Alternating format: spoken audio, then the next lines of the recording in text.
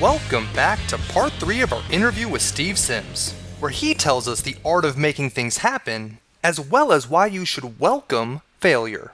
Don't go anywhere. Part 3 is just around the corner. Welcome to this edition of Peak Performers Podcast with your host, Thor Conklin. Thor will be sharing the necessary tools, strategies, and psychology you'll need to become a peak performer in any area of your life or business. Thor Conklin here. We give you the tricks, the tips, the tools, the strategy, the technology, and the psychology peak performers use in order to get more done and execute at the highest level. If you know what to do but struggle with getting it all done, or simply want to raise your game to the next level, this podcast is for you. Sit back and enjoy. Tell me a little bit about Taste of Blue. You know, don't have $2 million to spend a year on experiences. I want to get in. I want to do some cool stuff. What's my budget? What do I need to budget for some cool stuff for the year? If I got 10 grand, can I play? Yeah, you can play with 5. The whole point of Taste of Blue was to get people to have access to just some cool stuff. So there may just be some a cool after party to an award show that you weren't aware of. There just may be some cool perks. Bottom line of it is, we're negotiating perks all the time with people like Melon Caps, with Flaunt Jewelry, with Jet Smarter private aircraft.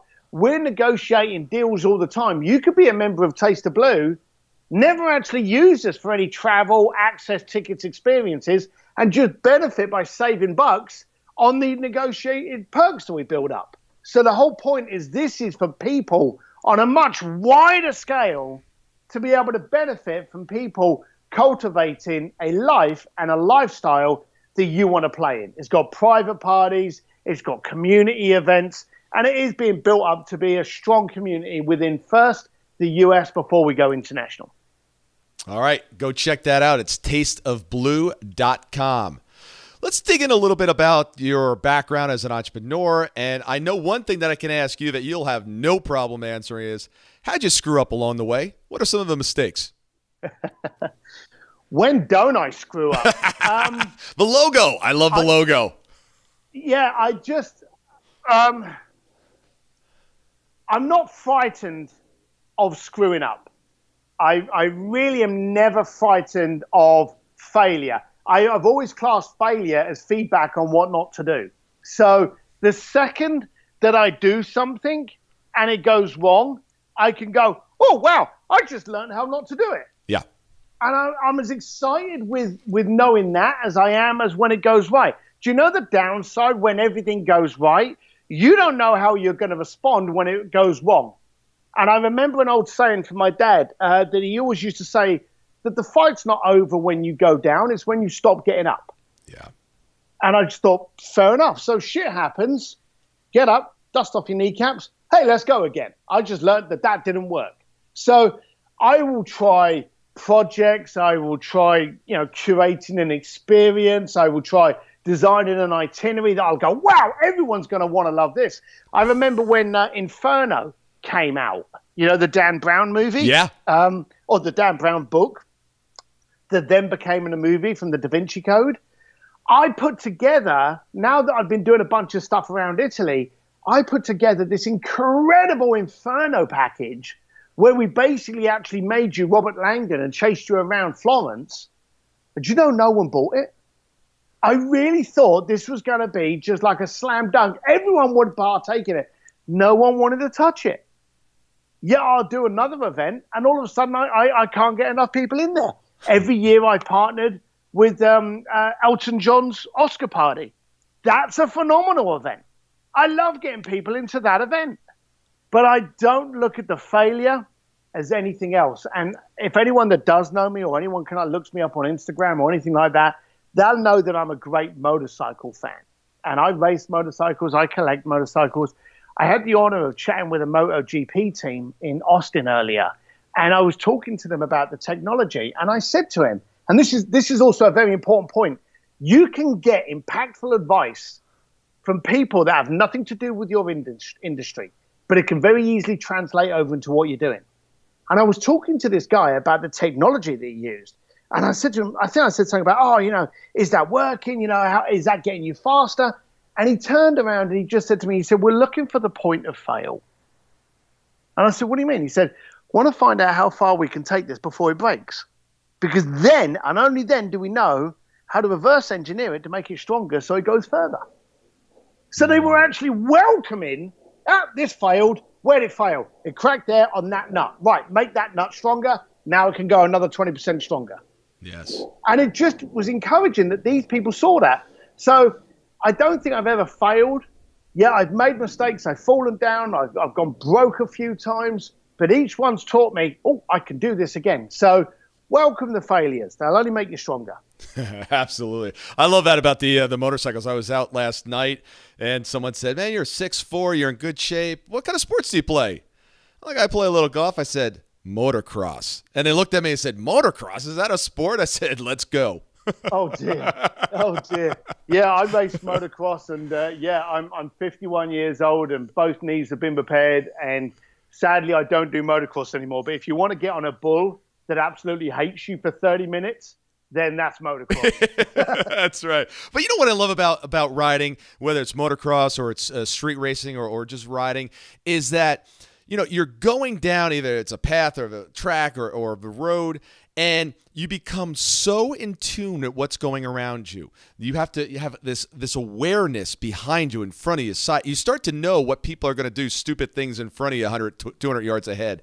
And you learn how to be aware of it, but you learn how to be focused on where you're going. And it's really interesting in today's environment where everything's, screaming at you, try to get your attention. As a cyclist, you really get good, I think, of focusing on what's important at the same time being aware of your surroundings. Have you also noticed that the engine of the sound disappears? Oh, yes. Yeah. It's incredible. No matter how loud the bloody thing is, the second you're in that zone, there's no sound around you. There's that moment of nirvana, of complete and utter peace and complete focus. It's my meditation. I absolutely love it. I sit down on the beach, 3 seconds, I'm like, hang on, did I write that email? Did I get a hold of that project? Did I speak to that person? How's the office doing? How's the team? Yeah, I get on a motorcycle on a track and I'm doing 170 around a racetrack. I'm not worrying about any of that stuff. Yeah. And that's my escape. Yeah. And you become one with the bike. There is no bike, there is no you. It's just us. Oh, yeah, exactly. Love it. Love it. Love it. So in order to get all these things done, you have to get to the point where you can't say yes to everything. You've got to be very strategic. And this is one of the best skills that I find in great leaders. And that's the ability to say no and be very careful what they say yes to. What do you say yes to? How do you say yes? I say yes slowly. I did learn years ago that as entrepreneurs, we love challenges, but we end up screwing ourselves by literally just going at it, going, yeah, we can do that. Yeah, we can do it. That's no problem. And you don't turn it down. And then you end up with so much stuff and you can only give it 20% of focus. And that's when all of a sudden you start diluting your ability. So I did learn one of the most powerful words for me to say is no. I can't take that on at the moment. However, I think it's a great project. And if you're not in a hurry, I'd like to pencil that to commence in December. Are you okay with giving me that time? And I do push things off where I can. So I know as I get closer to December, I've already got one project that I've got to focus on. Yes, absolutely. And there's always there's now time and then time, right? Like now time, it's really easy to say no right now because it's like I'm busy. But I won't be busy in like June or July, right? That's like 6 months away. I definitely won't be busy then. So you got to be careful what you commit to now and in the future. We could sit here all day. I know you've got a book. Tell us a little bit about the book. So years ago, many, many years ago, and repetitively after probably every article we got asked, write a book. We want to hear all these stories, these celebrities. And each time we've gone no. And the reason we said no is because you will never see anything written about the client. You'll see something written about the experience, but not the mention of the client's name. So we thought if we start mentioning clients, the business has gone out the window, and I'm probably dead by cocktail hour. But then things changed after the recession. people started asking me on TV and on stage and in keynotes not to talk about the luxury market, but this time to actually go, hey, we don't want to hear about how much someone spent to go to the Vatican. We want to know, how do you get in touch with the Vatican? How do you do these things?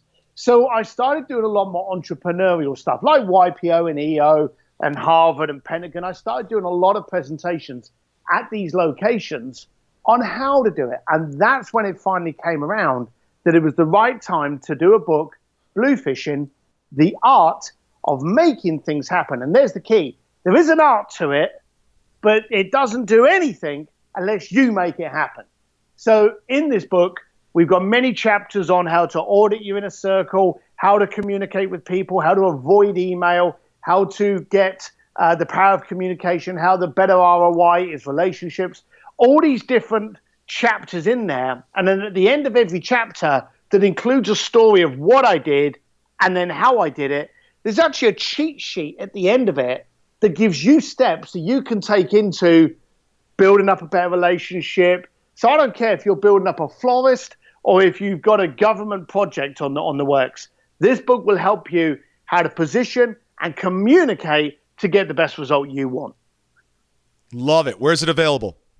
Well, it's actually a Simon Schuster publication. It's available on Amazon.com. It's available on SteveDSims.com. But it's up there for all the usual suspects: Barnes & Noble, Books A Million, Amazon. Just look up Bluefishing, The Art of Making Things Happen by Steve Sims, SIMS. I love it. Actually, the tagline at the end of every email that I send says, take action and make it a great day. Because if you're not taking action, doesn't matter. So, Steve, I absolutely love that. I love the takeaway. And how does the audience get a hold of you for additional information? Well, again, you can go to thebluefish.com and subscribe to the newsletters just to watch the kind of wild and wacky that we get up to. Or for my views, you can look me up on Steve D. Sims, either on stevedsims.com or any of the usual Facebook, Instagram, or Twitters under Steve D. Sims. Terrific. And if you ever need like security for one of these events, or just some tall, big guy to stand in the corner to look good, I'm available for you. Just let me know. I'll keep that in mind. All right. I really appreciate it. Thanks for all the takeaways. Great company, and thanks for coming on today. Oh, and you know what? I want to mention something here. I meant to mention this before. When I went and I reached out to Steve to come on the show, do you think I reached out with an email that said, hey, Steve, I've got this podcast, and I'm really looking forward to bringing some additional resources to it, and I'm trying to figure out how to even monetize it at a greater level, and you'd be a great person to help me along? No. The email that I sent out to Steve was, Steve, love what you're doing, and I'd love to share your story with my audience in order to expand your brand and to introduce you to people that you may not have already met. That was the pitch. It wasn't about me. It was about how can I help Steve. And I really appreciate you taking time out of your busy day and your busy schedule to do this. More than a pleasure. More than a pleasure. Thank you so much for listening today. I really do appreciate your time, and I hope you found today's show valuable.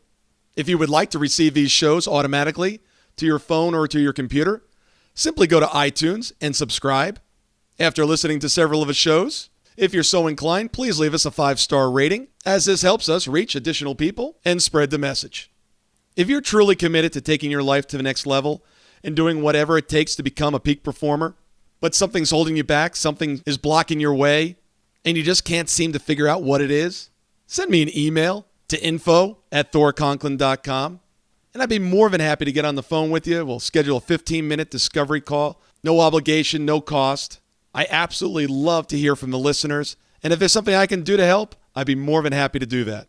Also, if you found something of great interest in today's show and you want to share that with your friends and family, simply go to my Facebook page, Thor Conklin, click on the episode, hit the share button, and share it on your page.